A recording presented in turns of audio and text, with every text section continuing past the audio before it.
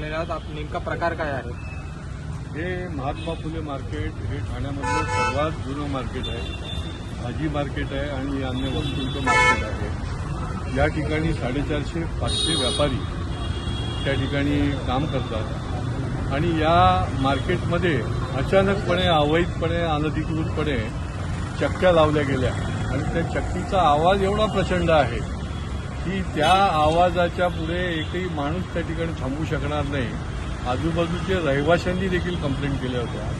मला असं वाटतं की प्रशासन आणि शासन हे इथले जे सत्ताधारी पक्ष आहे, आमचा मित्र पक्ष आहे, त्यांचं आणि प्रशासनाचं काही ताळमेळच नाही.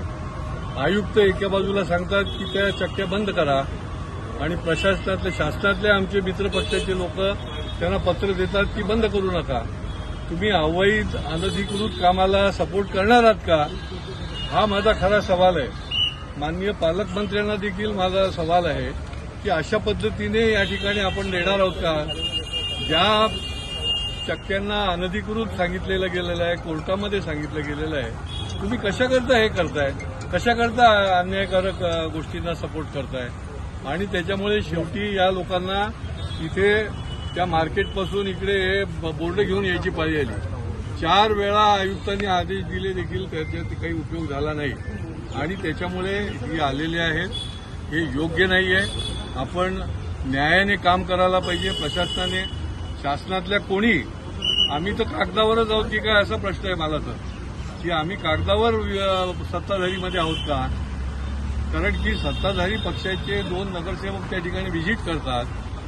सत्ताधारी पक्षाचा आमदार त्या ठिकाणी सांगतोय की हे अवैध अनधिकृत असेल तर त्याच्यावर कारवाई करा आणि तरी देखील केली जात नाही.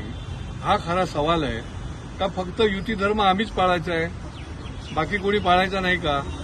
आणि त्याच्यामुळे हे ताबडतोब बंद झालं पाहिजे. या ठिकाणी रहिवासी देखील त्या इमारतीचे पाठीमागे आमच्या या महिला आहेत त्या आलेल्या आहेत. हे चक्कीचे महात्मा फुले मार्केटचे देखील आलेले आहेत. त्याच्यामुळे हे कुठल्याही परिस्थितीमध्ये बंद झाल्या पाहिजे. आता गावदेवीला आग लागली, यांना दुसरी पण आग लावायची आहे महात्मा फुले मार्केटमध्ये.